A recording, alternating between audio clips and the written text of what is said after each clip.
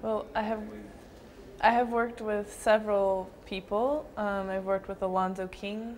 He was the sort of foundation for my career. I joined his company, Alonzo King Lines Ballet, in San Francisco. Straight out of ballet school, he takes classically trained dancers, and pushes them sort of past their limit and works with improvisation, and it's more physical and athletic. Um, and then from Alonzo, I went to New York to freelance, and I worked with several choreographers in New York: Dwight Roden, Christopher Wheeldon, Lar Lubavitch, several different choreographers. And it was great to finally get. I was 4 years with Alonzo, with one choreographer, and it was great to get really well versed in one style. But then when I moved to New York, it was also exciting for me to learn a bunch of different styles. And then I met my partner Rubenald Pronk in New York, and we started our own company, Jacoby and Pronk, and we did that for about 5 years and worked with all different sorts of people and went all over the world. It was a great experience. And from there, I joined Netherlands Dance Theater in August. So now I'm in a company full time in Holland. is it your style to work with as many choreographers as possible to get more reach in the world of dance? I think as a dancer, it's important to experience as much as possible, and it's my hope that I get to work with not just any choreographer, of course, but there are a lot of great ones. So I want to get as much experience as I can, because the dance career is so short. So I want to try a bunch of things, you know. How do you usually prepare your act, play, and how much time takes physical training? Work with music, work with image hero. It depends on what I'm performing, which, I'm sorry, let me rephrase that because I have to include the question. Depending on what piece I'm going to perform, or if I've performed the piece before, or if I've worked with the choreographer before, that will determine how long the rehearsal process will take. For instance, this gala we just did here in Russia, I prepared only about 2 days because my partner got injured, so I had to quickly think of something to perform on the spot. Other stuff that maybe is a different style than what I'm used to takes 2 months. We just performed in Netherlands Dance Theater, and it was a 2-month process to learn the piece and perform it. So it just depends on what we're doing. But I can make something really quick, or I prefer to have more time to really get the details of the work. Do you like watching other dancers acting the same roles as you do, for example, or just other works of other dancers?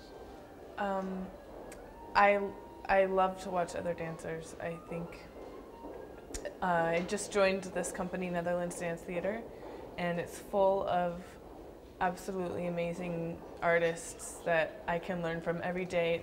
And maybe they're totally different from me, doing different parts than me, but I can learn so much just from observing.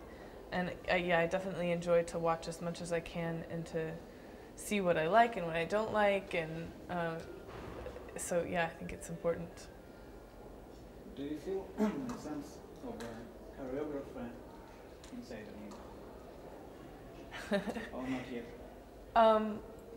Well, I have choreographed a little bit. I've choreographed for students mostly, and then just on myself.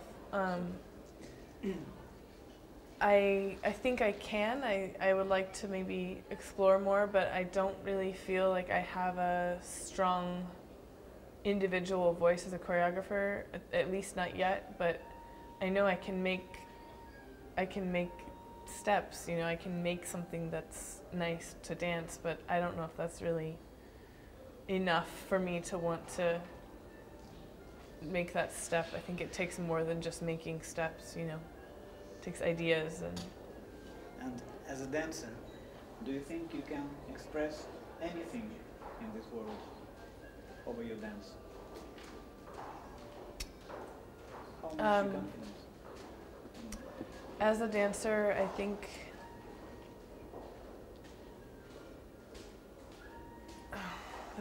that's a good question. Let me think for a second. Is it difficult for a dancer to do this kind To do this? to express anything? Okay, you're rephrasing the question? The first time I asked if you Yeah. can express anything, if you feel that you can do it, can express anything Okay. in this world. I think Over that dance. obviously dance is an expressive art form. I think the more confident and the more comfortable you are in the material that you're working with, the more that you can express. I think for me, I prefer abstract work because there's more freedom, so that I can have different ideas. It's not a story, it's not a role that I'm playing, so I can have all sorts of different ideas, and I think that expression can reach more people. Maybe it reach a broader audience than just a story ballet, maybe. I prefer the abstract, but I think that yes, it can, if it's done well and with honesty, that you can, do it. yeah. Okay, what is special and different about the choreography by Natalia Orenza? She didn't make the piece. I made a piece. Mm. So Natalia, she was going to make the piece, but she didn't make it. She didn't make No, I did it. So it got canceled. Okay, Yeah. What is special or difficult to perform? Okay. How does this do? What differs the choreography of the 20th and the 21st century from the pure classics of the past? Well, there's obvious differences in the classics and the contemporary works. I think that I prefer the contemporary works. I think it's good to have a base in classical. I think it's good to have experience in that just because it's another vocabulary, but I think I really look forward to the future of dance because I feel like it's expressing what's now. So modern dance, contemporary dance expresses what's happening now. It's relevant. Classical is beautiful and it's a skill, and when it's done really well, it's amazing. It can take you into a different world. But it's so difficult to execute really, really well, I think, and there's just more freedom of expression and more freedom of different kind of body types can do contemporary work, and I enjoy it more.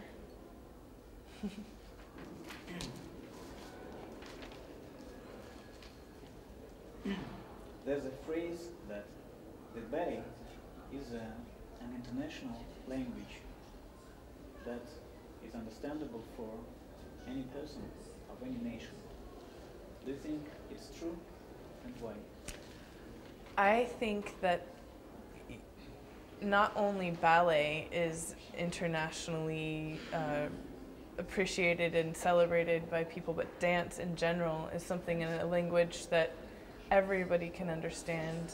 Doesn't take words. I definitely 100% agree with that statement that dance can. It's a language that everybody can speak, and I think it's inside of everybody, even a non-dancer. When a normal person hears music, they start tapping their foot, and it's a universal thing. So yes. Can this language be more communicative, more understandable than the other languages of art? Music, painting, and literature. Saying that dance can be more communicative than painting or music or any other art form, I don't think I would say that. I think that it is special.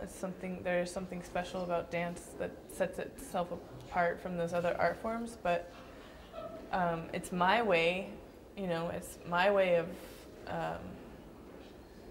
of communicating and of receiving, but I think it can be in any art, really. I don't think it's just dance. What would you say to your audience by the language of your dance? What are you going to bring? When I dance, the language that I want to speak, or what I want the audience to receive, it's different for every piece, obviously, different for every role, but I like, there's a mystery to it. There's a mystery to dance, and when I see amazing dance, I don't necessarily feel something specific. It's that gray area that takes you away from human. It's like takes you out of reality, and it's to see what humans are capable of doing.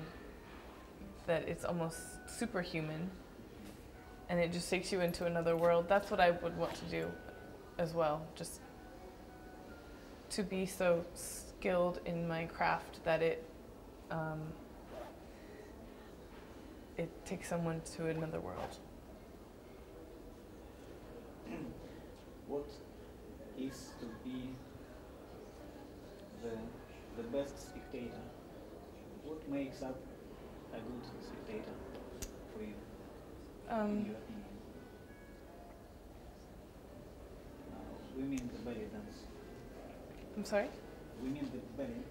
Yeah, what makes a good spectator ballet audience? I think what makes a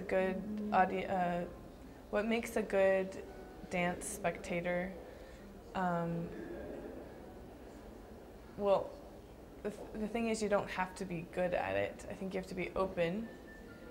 I think for ballet, for something so refined, classical ballet, it's good to have a little bit of education in that form, otherwise you don't fully appreciate it. So I think a little bit of exposure and knowledge about the dance and about what you're seeing helps bring it forward. Otherwise you see it and you don't really fully understand it. It's like you don't really fully appreciate it if you don't research or if you don't have any former exposure to it. So like it's like wine, like the more you drink, the more you can taste the different flavors, and the more you know what's good and bad, and it's kind of like that. It's exposure creates a good dance spectator. Sometimes it seems to me that you are not the same as the other dancers. Are you trying to be extraordinary, not similar to anybody else? Do you work at it? I think that my path, my career has taken me in a way that sort of is very unusual for most ballet dancers, and at one point a lot of the training of dancers is fitting into a mold, and there's not a lot of freedom. But with art and with dance, what makes somebody great is their unique talents. And so I think I just don't hide my differences, because that's the only thing that sets me apart. So, and I'm different physically, I'm just different, I'm tall and I'm muscular, and and so I had to sort of make a different way because it didn't always work out the way I wanted it to. So I wouldn't say I necessarily tried, but then once I appreciated my differences and used them, and then I see that in other artists as well, you know, that everybody has something special. It's not just me, I'm not just the only one that's different. Everybody is, it's just how much you go in that direction, I guess. And in the end, what could you wish to a person who is interested in belly dance to improve? What would you wish or advise?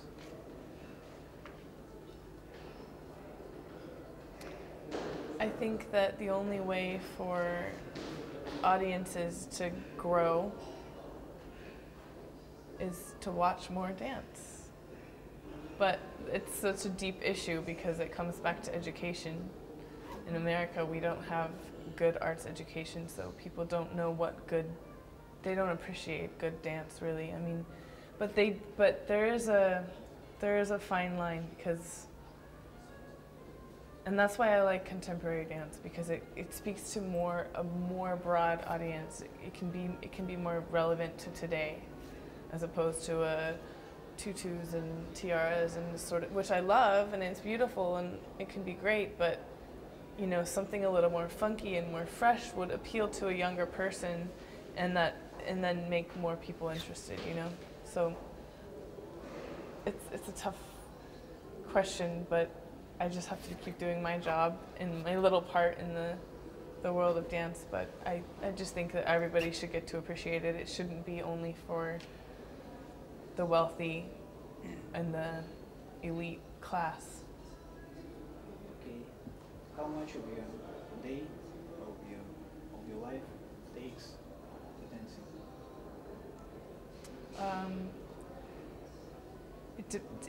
It's depended on different times of my life, different companies I've been with. When I was freelancing, I was spending a lot of time on the computer and networking and building other skills besides just dance. And now that I'm with the company, I'm dancing. Have you got time to do your hobbies or to be free? It also depends. I have other interests than just dance, and I want to explore them. But right now, the career is so short that I kind of want to put myself all the way into my craft, making it better so that time doesn't run out and then I didn't fully become who I wanted to be. Besides dancing, do you like any other art activity? Art? Yes. Yes, besides dancing, I love all sorts of art. I love performing art, I think, the most, because I can relate to it the most. And I like to see living people making art, you know, living people doing something they're good at and dedicating. I like the dedication that I see in artists and also in athletes even, you know, something kind of obsessive. It's really interesting to me. But creating something is any kind of creation, from architecture to painting to theater, just to see talent at its highest level. That's what's inspiring to me. And do you like to do anything besides dance yourself? I think that I've put so much time and effort into dancing that it's become what I'm best at. So, but I'm interested in other things. I'm interested in other art, in producing and curating and that kind of thing. When I was younger, I wanted to sing and act, but I've put so much time into dance that now I feel that I have to stay there almost. I can kind of explore and watch and learn from the other, but I feel like nobody has the experience I have in dance, so I have a responsibility with it in a way. I hope that was okay. Уставшие. Все спали мало. Знаете, мы тоже вчера выступали, как, наверное, все танцовщики. Утром прилетели, я в Гамбурге танцевала полный спектакль. Тяжело, но мне нравится, я не плачу, знаете. Главное, чтобы работа была. Глаза свежие, Спасибо. сильные. Пока здоровье есть, это самое важное, все остальное. Работаем, все. Okay, the first question. Yes. You studied in Ukraine, and now you dance in London Royal Yes. Ballet. What's the difference between these two schools? Okay. I get this question a lot lately, actually, and I think I came to a point in my career where I stopped making differences between schools, making differences between companies, because at the end of the day, the Russian school training, Vaganova, it's pretty much taught everywhere, and I just would like to say that I'm myself grateful and find myself very lucky to have been in Kiev to study there. It's a wonderful school that had taught me so much. It just taught me to love my profession. It taught me to respect my profession, and I truly am grateful. I had some wonderful teachers, Larisa Nikolaevna Bovskaya, Tatiana Alexievna Tayakina. Then I also worked in the theater with Lagadala Vyacheslava. So I think my beginning into this career in Kiev was the key to who I am today. Was the key to, and the preparation for the ballet world today, where we have so much classical, contemporary, neoclassical, Balanchine, all styles, all languages. And I think what was so great about my journey, it was my school in Kiev, and the preparation it gave me for my life in this profession. So I wouldn't even start going into comparisons, and I leave that to the experts and to the critics. But from my dancing point of view, I respect every style. I respect every language of a choreographer, a desire, a vision, and it's just actually wonderful to be a part of someone's vision and someone's see what you can do with it. And do you try to do your dance different from any school? I try to do it different than anybody. I think trying to find your own artistic way of being on stage, of performing, of saying a story it's crucial. We need it. We need that. We don't need to be different, but we have to find our own identity as dancers, our own identity as artists.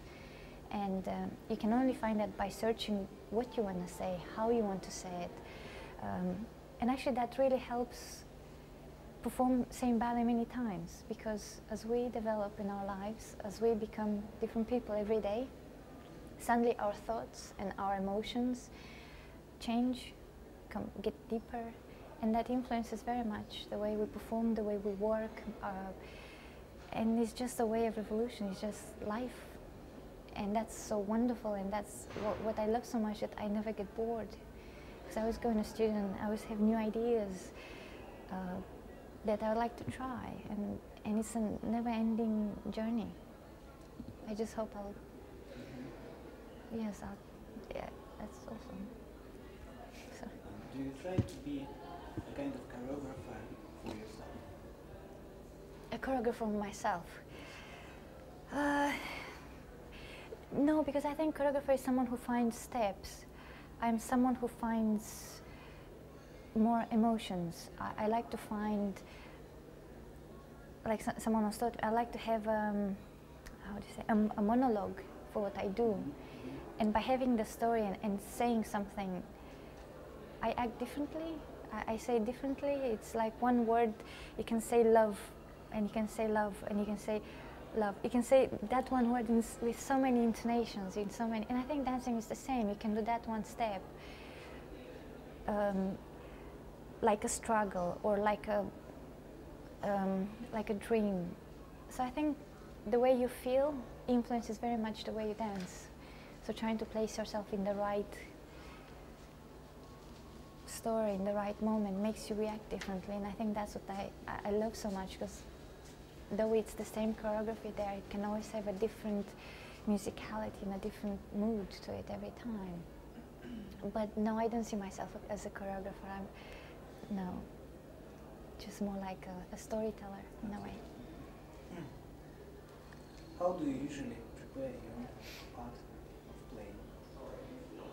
What place and space and time does it take your physical training and your work with music, your work with hero, role? Oh, how long do we have? Gosh. How long? Yes. How much of time a day? No. I mean, how long do you have for me to answer this question? Well, if it's a story ballet, I would like to go and read either the play, the story, maybe see some movies and see the story told from the writing's point of view, from a movie's point of view, from a play, from a musical. That way I get a broader idea of how the story is and how the story other people sees. If it's a choreography is already done, I do like to see the original cast, to see where it all began and what it is the piece is about. And then I find my way. I try to discover who, now working on Marguerite Gauthier with John Neumeier, I cannot tell you, it's just a dream role for anyone to do. And again, I'm just so thrilled, grateful, honored to have had the chance to work on it and to develop it and to perform it, especially in Hamburg with a wonderful partner, and working with Kevin Hagen, working with John. Of course, all of that is just overwhelming experience. And yes, just from reading the story, seeing the movies, seeing the original cast, and then you try to find. I try to find my own Marguerite. I try to find how would I be, how would I react, and that journey is the most amazing experience I have as an artist. And I pretty much try to do that, go within yourself to find those emotions and to find those characters and to be truthful. Because only then can I go on stage and not think, just react, because you can react and you're so in a role that it just overtakes you. If I work on a ballet that does not have any emotional, it's more abstract, I try to find how do I say, climax in the piece. I try to find where the piece is more dynamic and try to give different nuances, though it might be abstract, it still has a certain power, it has a certain strength and a contact with the audience. And it's very much trying to find the moments of using Mach's music to make an impact. Yes, I guess I try to still find the reason for why I'm doing those for myself, even if for the audience might be just an abstract move. Like working on Chroma was pretty amazing, because suddenly if you hit a moment and then the music, it's one thing, but if it happens in the same time and with a bit of delay, it just adds a little bit more physicality and strength. And I think I don't do it on purpose. It just happens, and it's wonderful. And I think this is why the training every day in the studio, every hour, be class, be strength training, be swimming, be anything that any of us dancers needs and choose to do, it is mainly to have that extra freedom on stage. You have that extra control over things. So when you have that strength and control of your body, it's fun for us, and hopefully it's fun also for the audience, for our partners. Be more spontaneous, and I think that's when magic happens, really. Have you ever tried to find an image, not in human beings, but maybe in nature, trees, animals? Oh my God, yes. I mean, just the other day, I was a lot in Hamburg lately, which was wonderful. It is wonderful. but in London we don't have, I have not seen that many trees. And suddenly I was in this place where there are trees everywhere, and I see the leaves falling, and I see autumn, and I don't remember, I think I was in Kiev in school last time I saw proper autumn with leaves falling.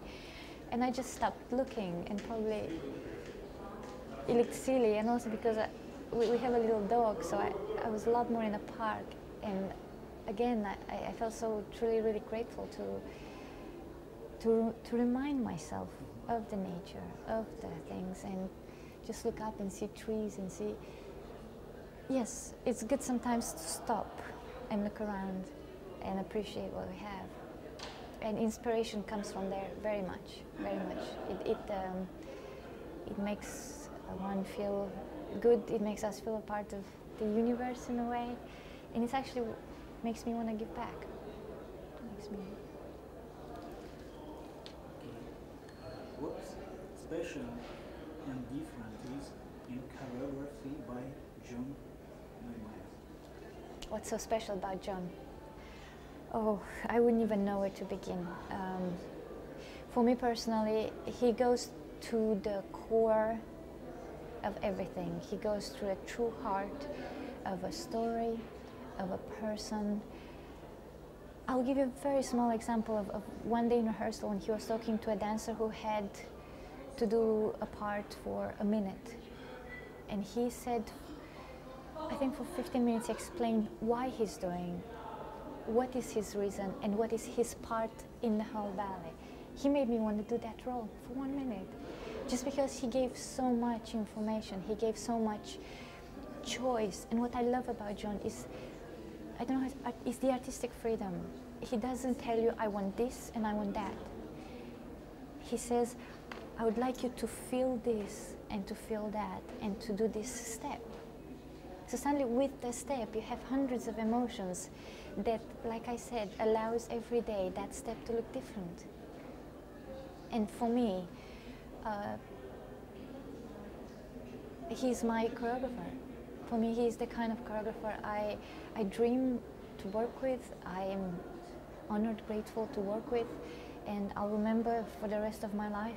And if today was for me to stop dancing, I have no regrets, because what I've experienced with him, with Lady of the Camellia, and now creating Lilium, which is the first ballet I've ever created in my career. And I'm dancing for 13 years now. It's magical. It's magical because you're a part of something that happens there every day, grows, develops. And then the magic of John also is that then it's not stopped. Now we perform, and he comes every day after show or before a show and gives you new ideas, gives you new things. So the show grows and develops. And I love that, because I'm that kind of artist too. I go home and I think, what can I do tomorrow? How can it be more magical? Or sometimes it just happens. But I guess because I enjoy it, I want to continue find more things. And John knows how to work with people. He knows how to make people give more than they can. That's what's so wonderful. Are there any difficult moments of reproducing, doing this choreography? Difficult moments, if it is to go technically, technically it's not easy. It might look easy, but what helped me now is by emphasizing the story, I don't focus on the technical part, and they happen easier. But if it is to do Swan Lake and suddenly go, now I have to do those turns, I have to do turns, it's a technical thing. But if I might have to do exactly the same turns in Lilium, but because I think the emotions, I have to go into the turns, I'm freer, and somehow the turns happen better. It actually sounds quite silly, but I guess we choose to focus our mind on what we want. But I've learned also working with John that technique, it's not, well, we work every day in class. We work every day to have that technique, to improve that technique. When we go on stage, I feel that work stops. We cannot work, we have to perform it, we have to wrap it and deliver it. If it happens, fantastic. If it doesn't, we have tomorrow to go back and keep on working. That work never stops and will never stop. And yes, but what I had to learn is when technique doesn't happen how I know I can and I wished, not to let that spoil the fact that there are still many wonderful moments in a performance. And I think with John having the story to tell, after each show I'm like so overwhelmed, and I go home to feel grateful and happy. Then I go next day in the studio and I realize that didn't go well, that has to be fixed, that needs lots of work. But somehow I'm left with that experience of having lived something special on stage. So I'm trying to keep that as much as I can in every performance I do. Because also watching a ballet myself, I realized that's not what I focus on. And someone, if technically it's not perfect, when I left, I forgot. And I'm a dancer who expects, I'm sorry to say, but if I go to see a performance, I expect a certain level to see. Well, we're perfectionists. But somehow I realized that even that I'm not expecting perfection. Actually, I prefer not to see something perfect, but I prefer to see something more exciting and unusual and moving. That's what I remember. So I guess by learning that and seeing, I try to aim my focus on the same direction. I don't know. That's clear for that question. Thank you. There's a phrase that the ballet is an international language, that is understandable for any person of any nation. Do you think it's true? And why? Dance, I think, is, yes. Dance, movement. Ballet, but dance. Ballet, yes, as well, but ballet is a form of dance. No. It is a form of dance.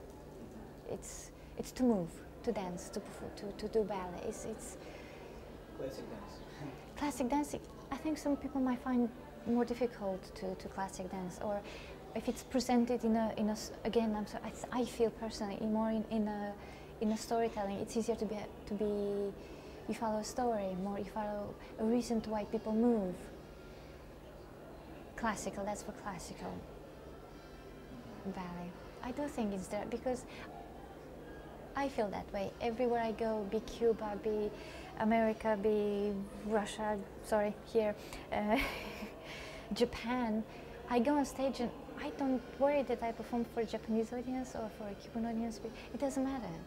I do what I normally do, and someone will like it, someone will not like it, but somehow they understand. That's what I feel. Okay.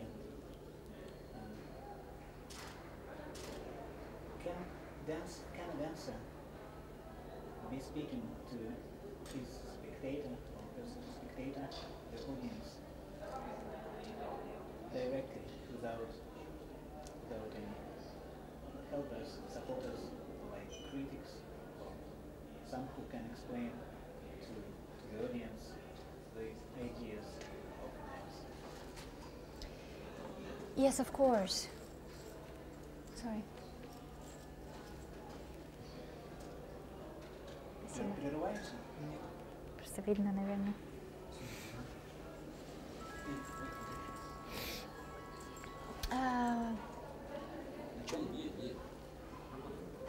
Еще разочек, если без... Yes, I think so, and I also sometimes, you know, there's a moment in Giselle where she kills herself. Some productions want Giselle to kill herself, some want her not to kill herself. I found a way to do it that it looks like it can be anything. And I like that moment because that gives the audience a choice. Did she do it? And then the audience can choose, yes, she killed herself. But then you can have someone sitting next to that person think, no, she didn't kill herself because the sword was taken away. So I love those moments where it gives a choice to the audience whether did she do that or she didn't. And I feel, of course not every ballet. I don't think with every ballet people can understand but people understand emotions. Well, it's human. So when someone dances happily with energy, or you make some kind of connection. And critics, I feel, are more there to in today's world, which is so open. The ballet world right now is so open. The performance is balancing, everything. It's performed in all companies. So I think now for the critics, it's more interesting to compare that company doing that ballet and then that company doing that ballet, and go back and forth.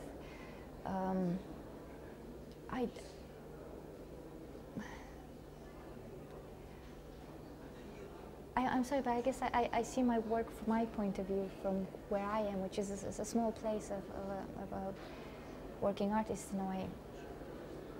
And my job is to communicate with my audience. That's my main job.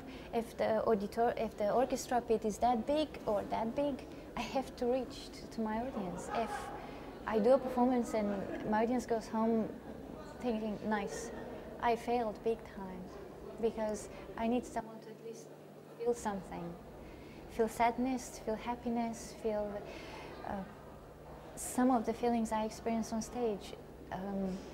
I dance for myself, I dance for my colleagues, and I dance for my audience. That's my main aim when I'm on stage. It's to share an experience. And sometimes I feel with the audience, I'm sorry to say again, in Hamburg.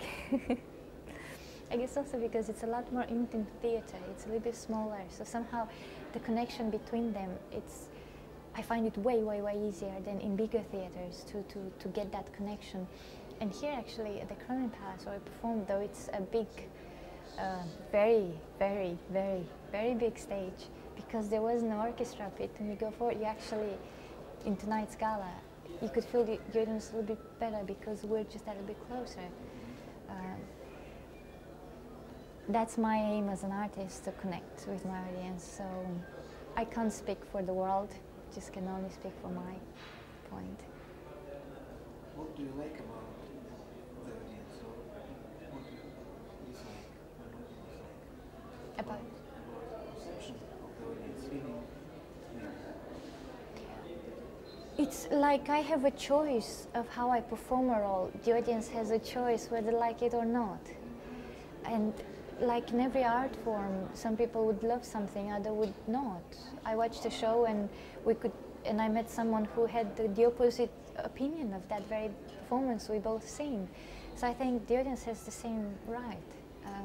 I am not performing to please the audience. I am not performing to please the critics. I'm only performing being truthful to myself, being truthful to my feelings, being truthful to my work in a studio and to my coaches. So I think that's a very important thing as an artist. Then you can, like you said, develop your own identity, develop your own, not style, but who you are as an artist. And that helps me go forward, because if I try to please a certain critic, then I have one aim. That's what has to be done. But if I try to be truthful and honest, I have many more options. And it's my job to make a choice, the one that feels closest to my heart and who I am. And tomorrow I might make a different choice. You see, that's also so wonderful, because tomorrow suddenly I don't aim for that same critic. And the day after I can still try something else. I don't have just one aim. So I think that's again something really wonderful about our work, not trying to really be truthful and honest to our ideas and our visions. What would I like to see? Not what you would like to see. Because you do it in your own way. It's actually what I would like to see that makes it so special. It's personal. Yeah, very personal. And this is why it's hard when you get critics, because that critic is directly at you. That was your choice, and it was liked or not liked. So then the critics can be quite hurtful sometimes. But then the great thing is I can't blame my coach or I can't blame my partner, because they suggested. It's me. So I take responsibility for what I do. and then I make choices, and that it's I can disagree with the critic, and that's also great, because then I say, well, actually that's really how I feel, and it makes me stronger in my own choice and opinion. Or I can say, well, there is a point, I'll think about it. And that also helps develop. It's a constant journey of going forward, back, side. And the magic is tomorrow I'll go in the studio and I have no idea what I'm gonna do. Besides the an hour and 15 class and the other 2 hours of working out and different exercises, when I go to rehearse something, it's quite magical. So you enjoy living and learning anything new? Very much. Especially at this point in my career, I guess, very much. You seem to be very artistic, sensitive from the other side. Is it natural or you're working at it? No, I think the artistic side comes quite...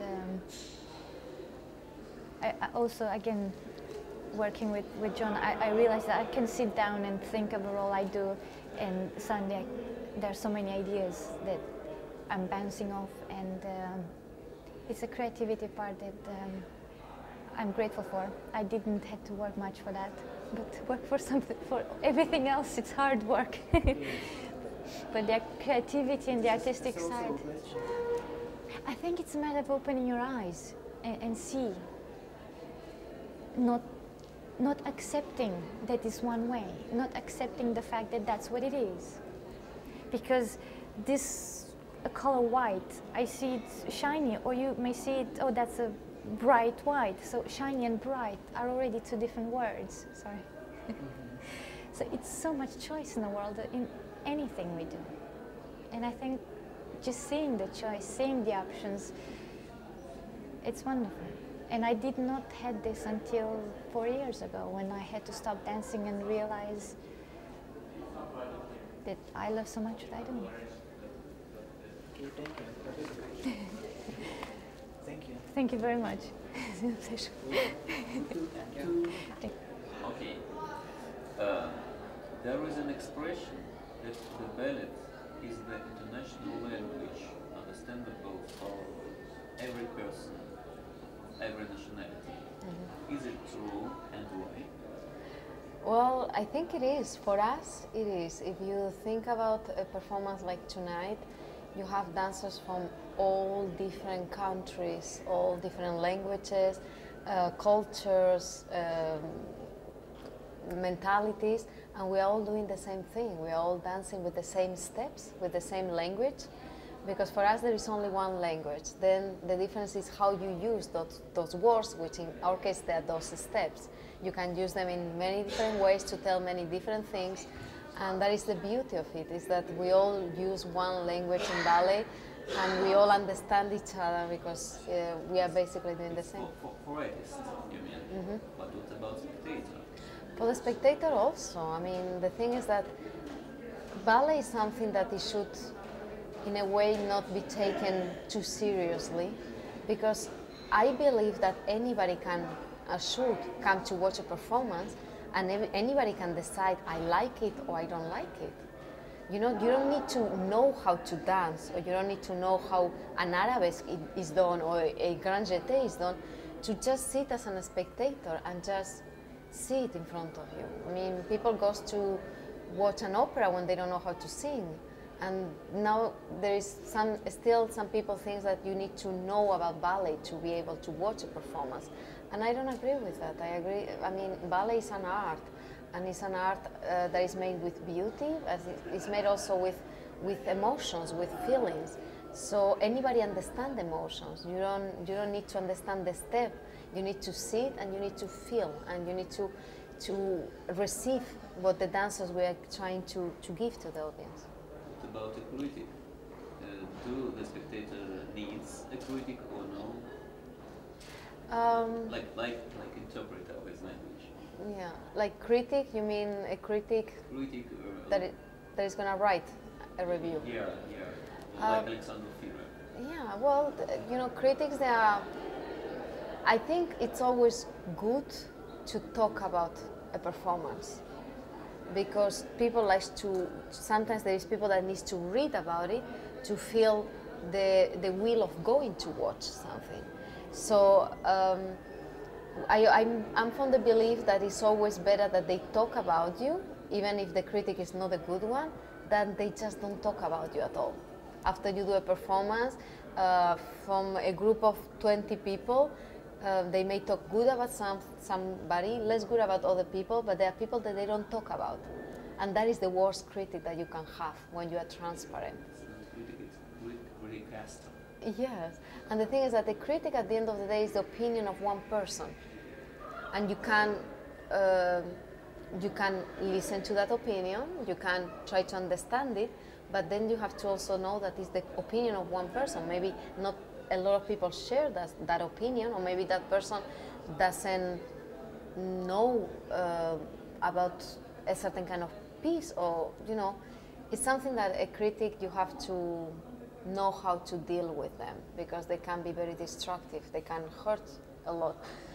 And when they are good, everybody's happy to have critics, and nobody wants to have bad ones.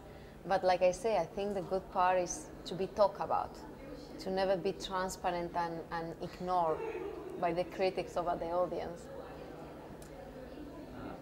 About language of ballet again. How do you think on the language of ballet? Can you express the things that you can't, not you, people can't express on the language of literature, music, or painting? Well, I believe that, you know, Special field of ballet. yeah, I believe one thing is that our feelings, our emotions, we all have the same emotions. Everybody can be in love, angry, disappointed, happy, grieving, but we don't express them in the same way. So I believe that it's difficult sometimes, like an author, a writer is going to write about feelings, but he's going to write to them in his words. Those words, maybe they don't mean the same thing to you. You will never express your feeling, that feeling, with those words, because everybody feels in a different way. You cannot, even you're happy and I'm happy, but I cannot express your happiness, you cannot express mine, because we feel that happiness in a different way. The advantage with ballet is that we don't talk, we don't write about it, we don't make any figuration or any painting that everybody interprets in a different way.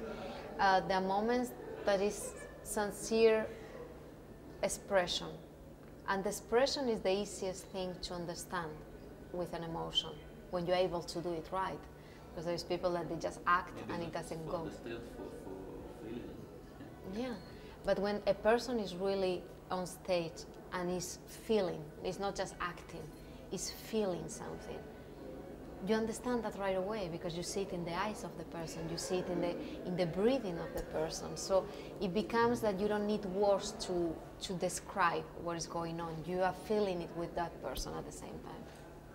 And what John Ormeyer said, you compare with Dumas' son, I mean Lady... Yeah, Lady Camellia. What, on the language of ballet, what John Ormeyer and you, together with Marlon, what are we say you on what are we ballet trying language. to say? Compare with literature, Yeah. Dumas' son. The thing is that I love this ballet, The Idea of the Camellias. I think it's a masterpiece. I read the book many times, because whenever I'm gonna do a piece, I like to, instead of seeing what other people does in that piece, I like to read the origins. I wanted to read what Dumas wrote, how she felt, how she thought, what was her will, what was her decision in the words that he wrote. And when I started working on the piece, I was mesmerized and I was impressed of how precise there are some moments on the conversations that are happening on the book to what is happening in the parodies. It's really done in a detail that is so precise. And in this parody, we were working with him last week actually in Hamburg. And I love this parody because for me, is the only pure, happy moment of the whole ballet. That ballet is 3 hours long, but in the first part, she's Marguerite. She's a lady of the night, she's a courtesan, she has all these decorations, jewels, beauty, but she has created a role. She's a young girl, but she has this life and she has all these fake mannerisms that when she meets Armand, all of the sudden she gets lost, because it's the first time that she feels something. Till now it was just a profession. It was a way of living well in beauty, but just a profession. And in this second act is the moment in the ballet that she gives up her whole past. She gives up the money, she gives up the lovers, the jewels, the dresses, all this fake life that she had, and she's just herself. She doesn't have a beautiful hair, like, you know, she doesn't have all these jewels, she doesn't have all this decoration, and it's just her. And for the first time, she's in love, she feels young again, and it's pure, it's just simple. There is no, it's just, that's the beauty of it, because he was telling me, you know, sometimes it's such a beautiful, simple, pure moment, and people decorate this too much. And when a couple is good together, you know, these moments that you are good with a person, you don't need to talk sometimes. You just look at that person, and that person is feeling, you are feeling. There is no need to talk. Sometimes when you have a real connection with a person, you can be in silent and enjoy that moment. And he wanted this many times. He wanted just to feel that they just look at each other and they say I love you without even needing to say it. They just feel it. And it's beautiful because in the ballet this is this peaceful, pure moment that is right before the storm comes. Because right after this part is when the father of him comes and say, this is not possible, you're gonna destroy the life of my son. And because she doesn't want to destroy his life, she gives up. She says, okay, I will leave him free because I don't want her to destroy him. Because she, for the first time in her life, she felt the pure, real love. And this is in this pattern, this pureness. It's just this peaceful, it's like nothing else exists. They are just both of them alone in the world. And I love that, because you have a lot of patterns, like the last one is pure passion and it's a broken love, and they love each other, but they hurt each other so much that there is this rage, passion, love. So that's sometimes easier to play, the passion, you know, than this pureness. Because you cannot fake the pureness, you have to feel it. There's nothing. You don't have a big step, you don't have a big lift. Then moments that you just look at each other, and it has to be understanding and understandable by the public. So I love this piece because of the sincerity that is inside it.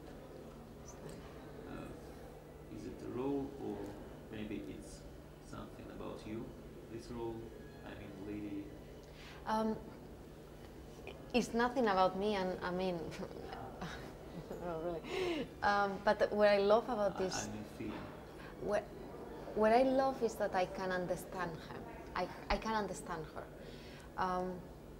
In a ballet, like actress. Yeah, I mean, you know, even like a woman.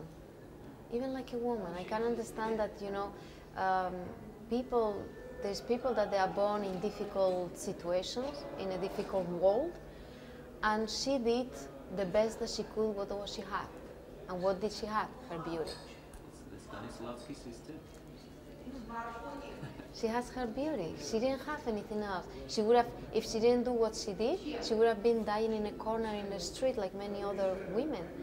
And she used only her beauty to come up and keep living. And so that is a choice. That is a choice of survival. And I can understand that. That is a choice of a strong woman. That, you know, is what she had to do, and she did it. And then what I love is the transformation that goes through the ballet. It's between this girl that went into this world because no choice, or because she could not do anything else to survive, And then all of a sudden, when she would have never thought that that could be possible, she discovered real pure love from somebody that is completely out of her world. Is this innocent young man that has nothing to do with anything that all these rich men and all these, you know, very elegant, fashionable places. And she falls in love with the pureness of this man. It's just, there is nothing, he doesn't have anything to offer to her, just his love. And that shocks her so much that at the end she goes for it. She falls fully in love. And I understand also the choice that she makes after to even lie to him, to hurt him, so he will go away, because she knows that she's dying. She's gonna die. She's been sick from the beginning on. And even if she tries to, with this new love that she has, she's feeling better, she knows that she doesn't have for a long time. So she doesn't want to destroy the life of the only man that she ever loved. So she rather let him free. And for that she needs to hurt him. So it's for a dancer, for an artist, it's passionate. Because you are at the end, there is this, after this last black dress parade, there is a golden ball. And for me it's one of the most amazing parts in the ballet, because she comes with, again, the old rich lover. She's very, very, very sick, because after giving him up, she cannot live anymore. So the sickness hits her really, really bad. And he's been drinking, he's been with other women because he cannot forgive her or forget her. And they meet in this ball. And it's the first meeting since a long time, since the last time that they met in his room. And he treats her so badly. Like in front of everybody, he's really pushing her around, and she feels embarrassed, humiliated, but she still tries to keep appearances. And the worst part of anything is that at the end of this golden ball, he goes to her and he gives her an envelope. And she thinks that maybe it's a letter, maybe he wants to meet me. And when she opens the envelope, it's money. And that kills her. That really is what kills her. At the end, is not her sickness. It's just to see that the only man that she ever loved, and she gave everything for him, and she even gave up the love, because she just wants him to be happy and to have a future, a decent future, is paying her like a prostitute. And that there's nothing worse from the man that she loved. And from then on, she just goes down until she dies. So as an artist, there's no richer role than a role like this, because you go from such a different states of the same woman that is fulfilling. It's just so satisfying. And me is what I like. I like to play roles. I mean, you can see when I talk, I feel passionate by the characters, by the personalities, by the feelings. I don't like just dancing because of the steps. Of course, I do like dancing. But what I'm really thrilled on is to go inside the skin of somebody else. So expressive. Yeah. For you, what does it mean, ideal spectator, ideal audience? A real one. A real one. I love audiences that they are real, that they express what they feel. If they like it, that they show it, and if they don't, that they show it too. Because for us it's important. You know, sometimes you go to do some places performances and the audience, they react the same to everything. And that is not possible, because everything was not the same, and it's many different things, and not everybody can like everything in the same way. So I like when you can see an audience that responds, that is feeling what you're feeling, that they're open, that they're receptive. What about today's audience? Here in Moscow is a wonderful audience. I always enjoy coming here a lot. It's really, really wonderful. For an artist, I mean, it's a mythical place to perform, Moscow. Because Moscow audience love you and wait every year. And I mean, I'm always looking forward coming here. I love it. I really do. I really do. I always enjoyed it a lot. It's a highlight for me in the year. Thank you very much. Pleasure. Поехали? Готовы, да, все?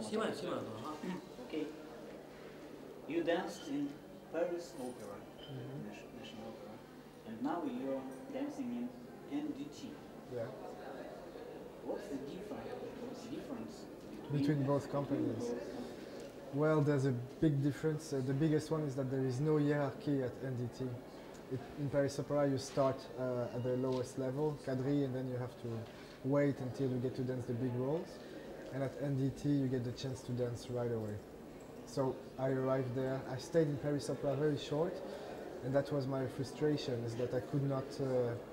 I was looking at these people dancing the big roles, and I wanted to dance right away. So when I arrived at NDT, I got the chance to dance big soloist roles straight away. So this is the big difference from both companies in terms of hierarchy. Then there is another difference, is also the amount of people. Paris Opera is, I think, 90 or 100 dancers, something like that. And in NDT we were only 14.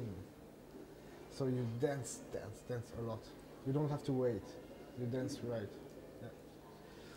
And also it's not. Sorry? No competing. Oh yes, yeah, competing, but it's not the same because you're only 7 boys, so it's much less than being in a big company, and also because it was not home. Paris Opera is France, and I come from France, and I wanted to be in a different country. I wanted to be with people from different nationalities to experience, the mixture. How do you usually prepare your part, your play, your work As a dancer? as a dancer? And how much time or space there takes physical training and work with music, work with hero? I mean, when we create ballets, we usually have between 3 and 4 weeks. So this is to create something new. And then, I mean, I invest myself a lot at home as well. And when I'm not scheduled during the day, I take time as well myself. Because it's quite important to get into a character and to maybe find information, or especially lately we've been doing a lot of theater work. So one of the last thing I had to do was not dancing, it was talking on stage for 20 minutes. And it was inspired by a man that started to get crazy, or this kind of dementia in his mind, like an artist that goes so far that he loses sense of reality. So I read some plays, I read some interviews with people, and just to be inspired and just to give a little bit more food to the character. But when it's just dancing, depending on what type of dance, because at NDT we work with lots of different choreographers. We have sometimes more neoclassic, sometimes very modern. So you have to train your body in a different way. So I have a coach, and we work on different muscles. And we have different techniques as well, like when we work with Ohad Naharin, we have Gaga classes, we work with Paul and Soul, we based on classical ballet. Yeah, it really depends what type of work and choreographers we're working with. And what's more in percentage?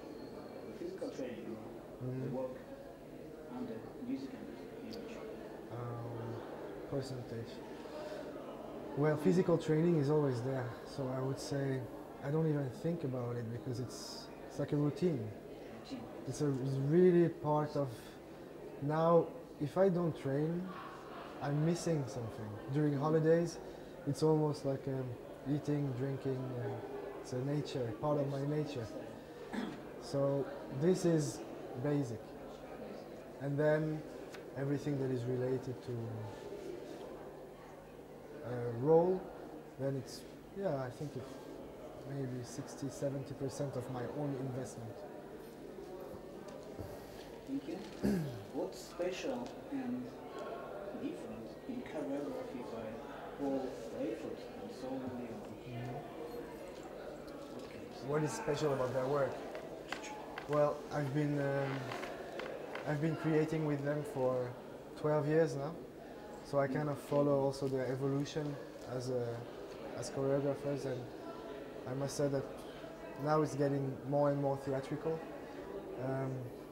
Right away they gave me the chance to enter a character, but they're more and more demanding on pushing the limits of the character, especially with the last ones that we did, and always trying to find new ways to partner or new types of dynamics in movements or relationship to music and things like that. And what is special for me is that they give me a lot of trust. They give me freedom.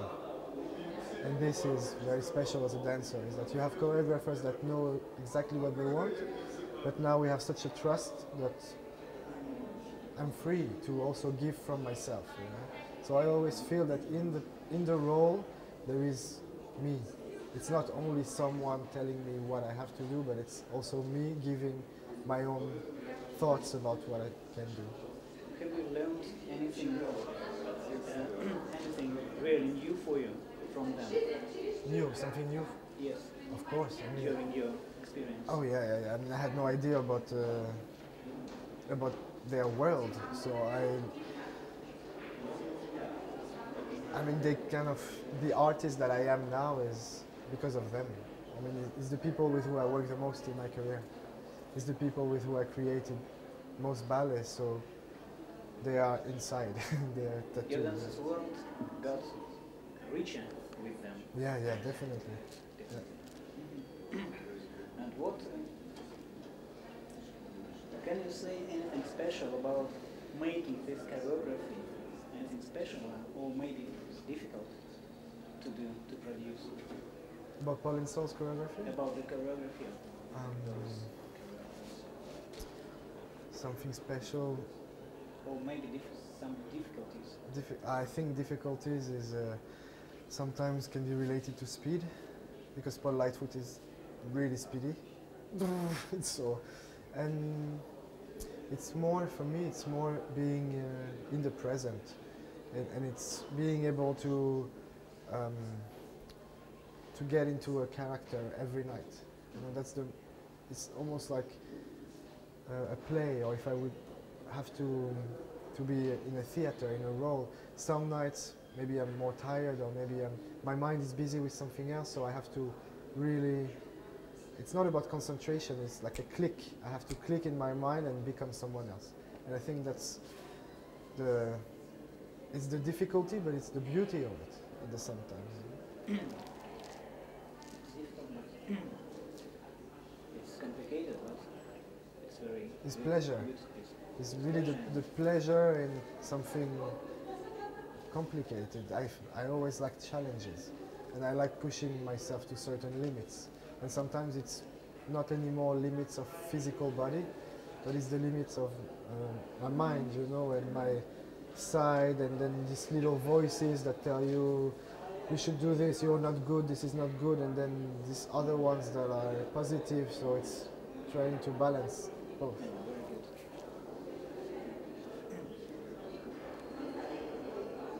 What's the difference in choreography of the 20th and 21st century from the pure classics of the past? For me, For you, from your point of view? well, I think it's also the development of physicality in the dancer. Now we push the dancers to really almost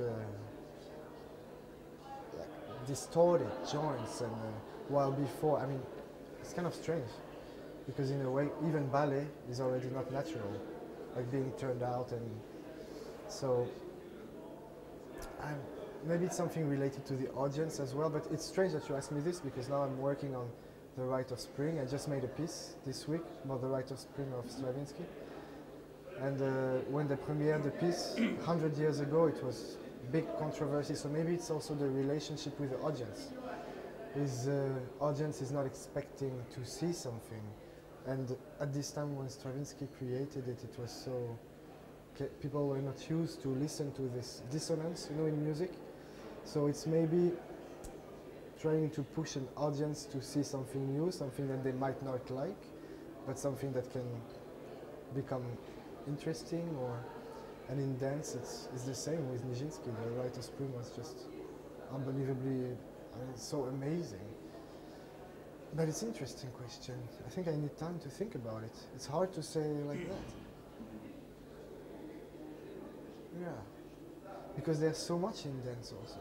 Now, like, if I would compare something classical to what's happening now, I mean, we have dance in Belgium that is extremely raw, and then you have, there is so many different types of dance. I think it really grew quite big.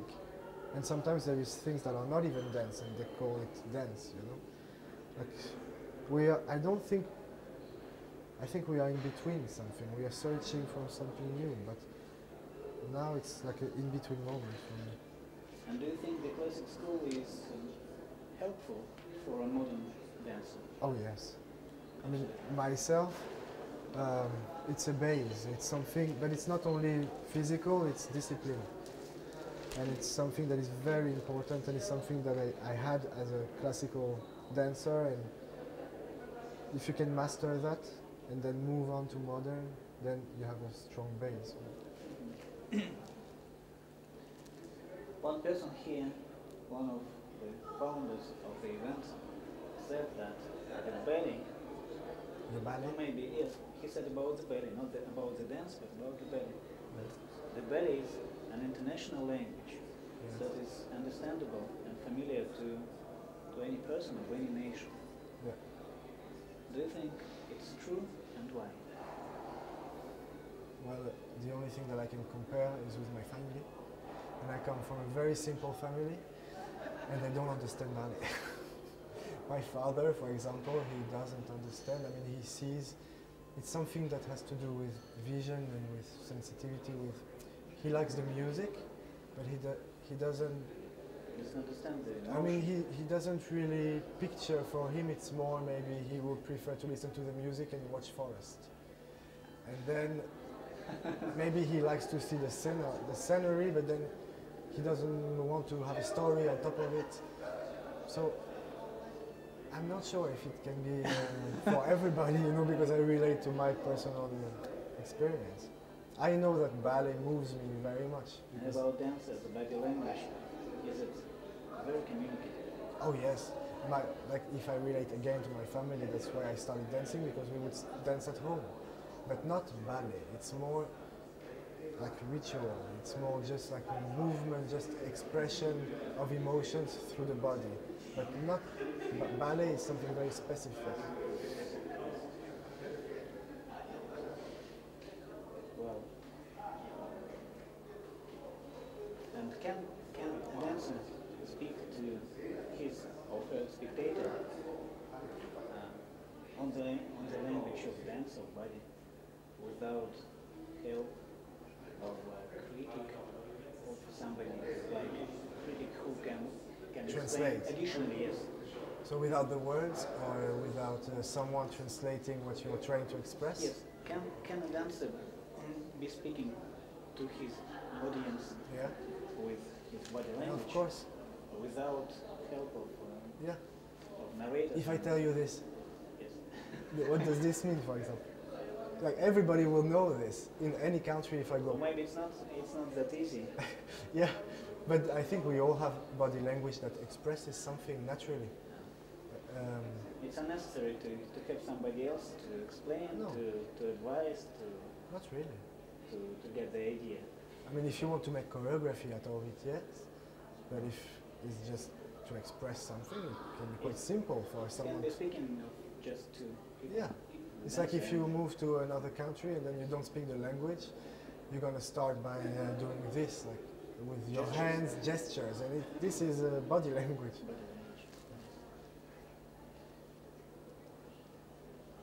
Can you say, can you name the characters of a good spectator, or maybe a spectator that is not good for you? Who would you like to see you dancing, Ah, and who don't you like to see just in you dancing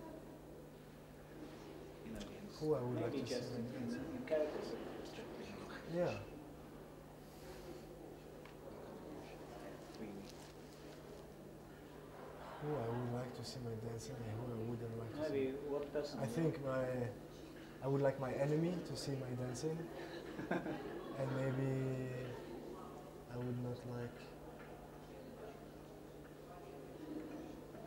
I think the other side. No, Anybody can see me dance. Okay. Okay. What would you say yourself? And what would you say by your body, by your dance body language to your spectator? What would I say? I would What say would you just. say when you're dancing? Actually, I'm not trying to say. I'm not trying to say anything. I'm trying to be in the present as much as I can, with as much integrity as I can, so that they can see what they want to see. Because maybe someone is going to portray something and someone else is going to think of something else. So I'm not trying to express. I'm just trying to be vulnerable at the same time, because I think that's such a gift when you see someone getting into a type of concentration, or I think that's already something beautiful to give, and I don't think it needs to be said, you know. And when you dance for yourself mainly, or for No, I dance for people who for the whole universe. I dance. It's much bigger than just an audience. It's but not only for audience. no. I mean, I know that the audience is there, but I also dance for other things. It's related to the whole world. Like, I also think if I'm tired, I think that remember that there's some other people that don't have this chance. So I dance for people that are not watching the performance, but like I try to get. It goes really far sometimes. It's like a whole world. It's not only for the audience. They are maybe the ones that are lucky or unlucky to watch this happening. But for myself as an artist, it goes much beyond just this facade.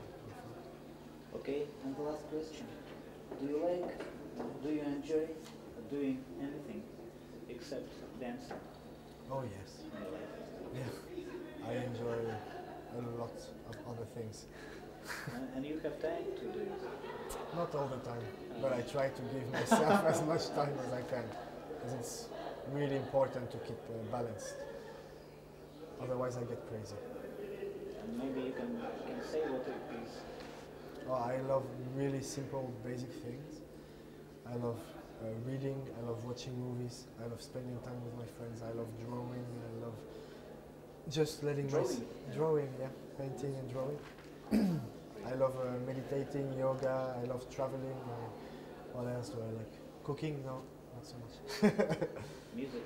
Music, yeah. I try. Instruments. Yeah, I mean, I played piano a long time ago, but now I would like to play again. But it's yeah, it's something I don't have.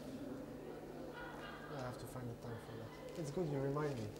I will go back to music. Okay, thank you very much Thank you. for your answers. Welcome. Interesting.